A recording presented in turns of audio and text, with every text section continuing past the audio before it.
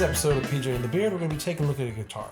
But before we do that, I'd like to ask you to consider subscribing to the channel, clicking on the notification bell. Your interaction with us helps us interact with great people in the industry. In this case, PRS and Zzounds. We partnered up with Zzounds to get the library card out, and we got in another SE guitar that we've been curious about. Right. So this is the SE Paul's guitar. And I'm going to say right up front, we have done the SE DGT. We've done the SE McCarty. We've done, we've had our hands on several SE Silver Skies. Now, I kind of think of the Silver Skies different class as these, but if you think about the GDT, the DGT, the McCarty, and now the Paul's guitar, I kind of feel like there's some similarities there. Right. Very close. All humbuckers. This is my favorite by far. You know, after playing it live Sunday and then playing it down here tonight, I really, really am liking this one. So we always start these videos with what do we like. So one thing I really like about this, and Pat pointed out to me a couple minutes ago why I really like that, is the neck. It's the wide fat neck. It's the old, from just like my 2000 McCarty hollow body, or the 2001 McCarty, the 2001 Swamp Ash. Well, all four of those sitting right there are all wide fat. The 95 standard 24 that I have, all wide fat. Yeah, so very comfortable.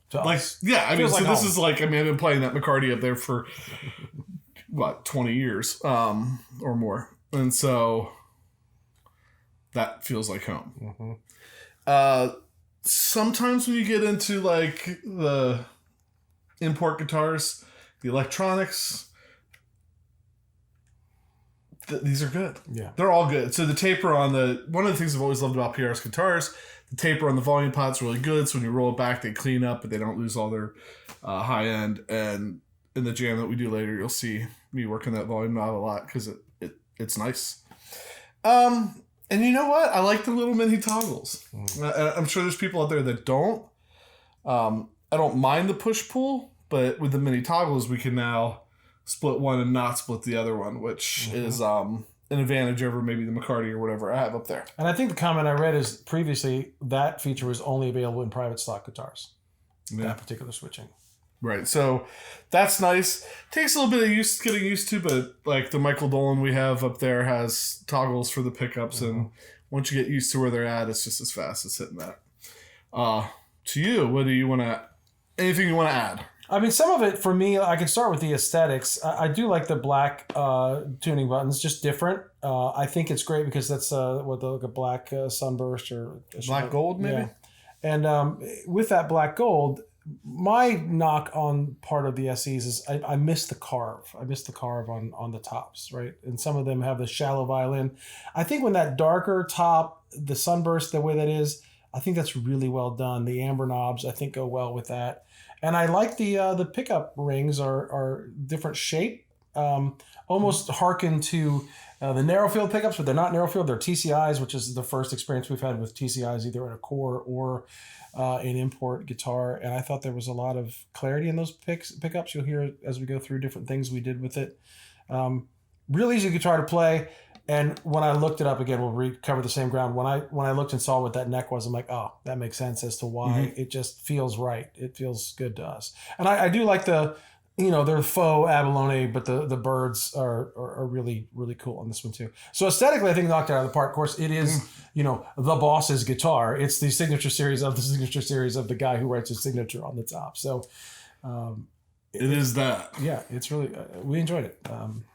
Yeah, so like I said, probably my favorite. To get into the sounds, like there's a lot of options here. So the way we approach this, I'm going to walk them through it real quick, and then Pat's the one that played it.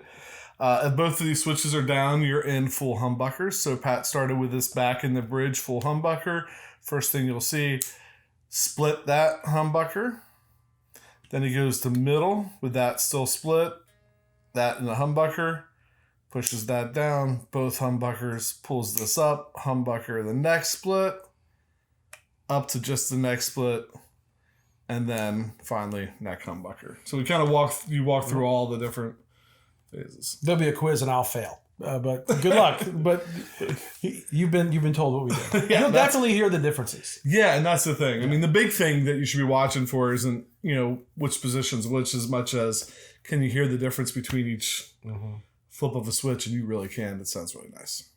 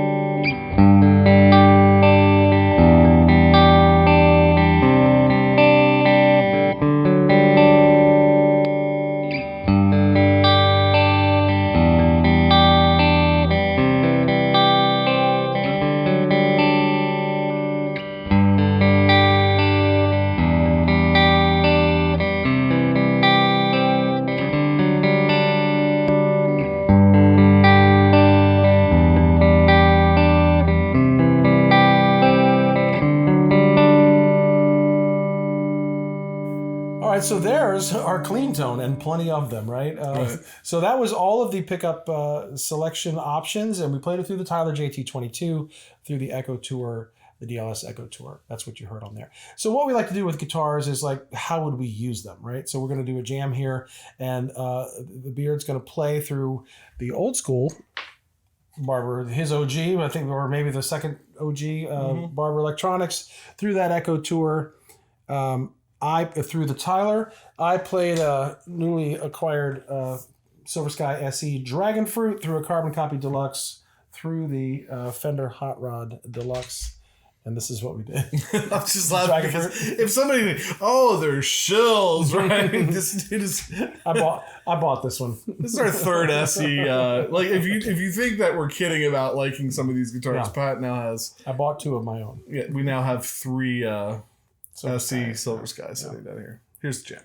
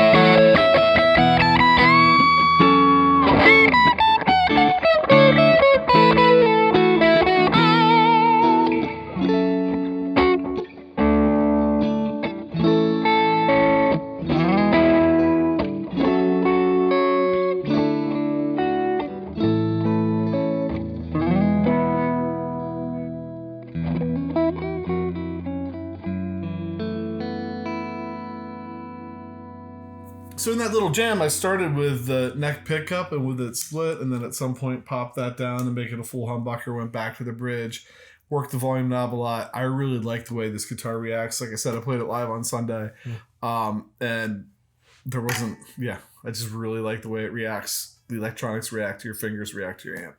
So one of the things we do with a new guitar too is run it through some of the pedals from some of the series that we've done, or maybe just some pedals that are laying around that we feel like putting on the channel again. So let's go over to Pat and see what he picked for his first pedal. Yeah, so for my first, we did a tremolo series that was based on my Cesar Diaz.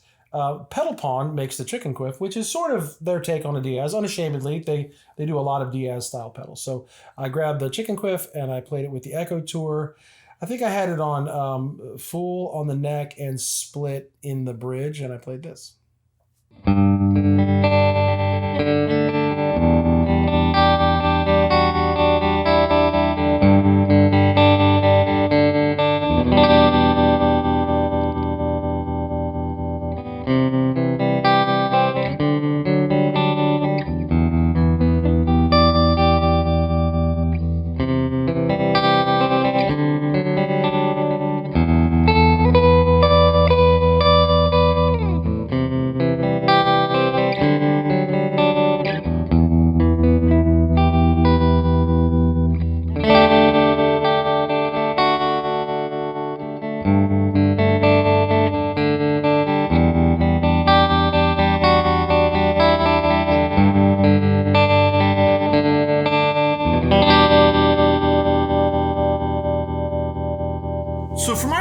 I wanted to do an envelope filter, and we have a lot to choose from, but this year we got an envelope filter in from a company we had never worked with before, and that led to some other things. The pedal board build I did with the big octa switcher. So this is the Ottawa from Carl Martin, and I wanted to use this. Unfortunately, Soren, the guy who started Carl Martin, passed away very recently, and that's a loss to the pedal community. And just out of tribute to him or remembering him, I thought, well, why don't we pull that one out for the next clip?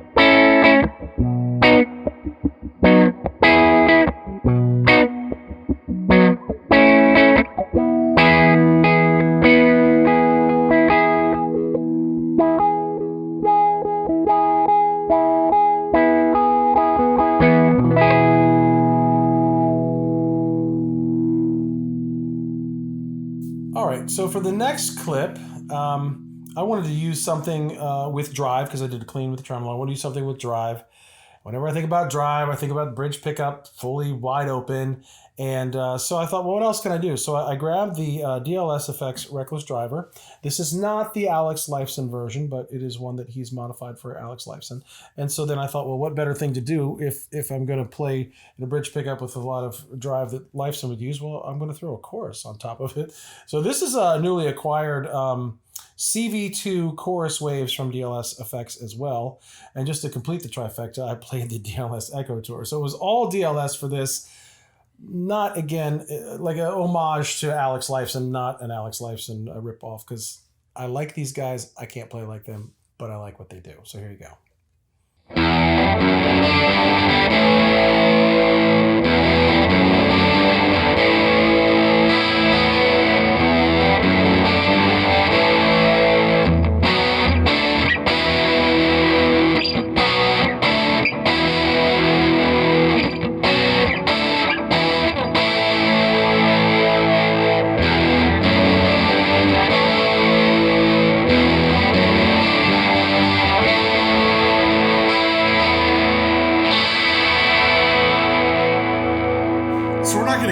Series we've ever done on this episode, but one of my favorite series that we did was the It's Electra series, and during that series we talked to Nick Greer, and he made for us the one of his Black Fuzz 18th anniversary pedals, and he had the parts there in his garage or wherever he works, and he put one together and sent it over. We really appreciate that.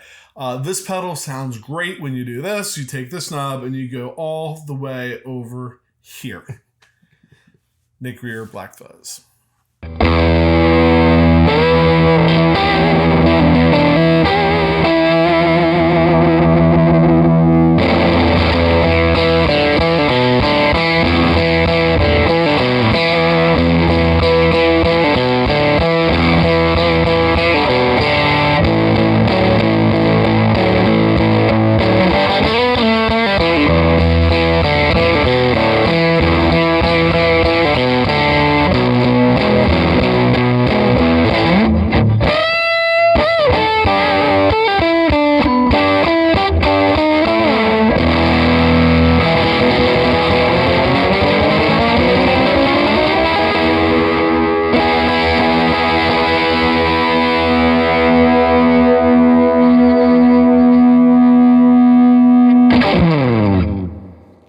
Sampling of some of the pedals that we've used in some series and just have sitting around with the Paul's guitar. Sounds great.